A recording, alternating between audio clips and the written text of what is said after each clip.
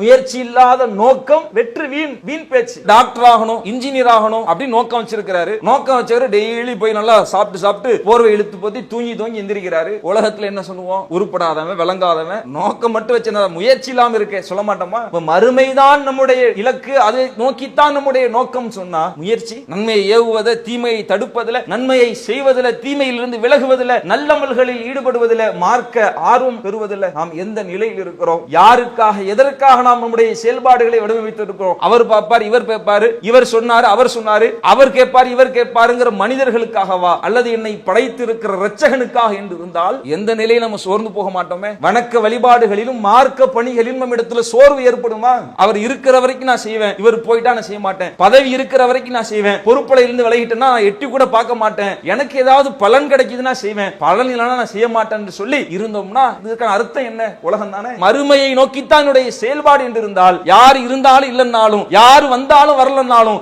எது நமக்கு கிடைச்சாலும் கிடைக்கலனாலும், பொறுப்புல இருந்தாலும் இல்லைன்னாலும், நான் என்னுடைய முயற்சி, எனக்கான செயல்பாடு நன்மைக்குத்தான், அந்த மறுமைக்குத்தான் என்று இருந்தால் அதற்கான முயற்சி தொய்வில்லாமல் இருக்கும், சோர்வில்லாமல் இருக்கும், தொடர்ந்து சீர்கொண்டு செயல்பட்டு கொண்டிருக்கும்.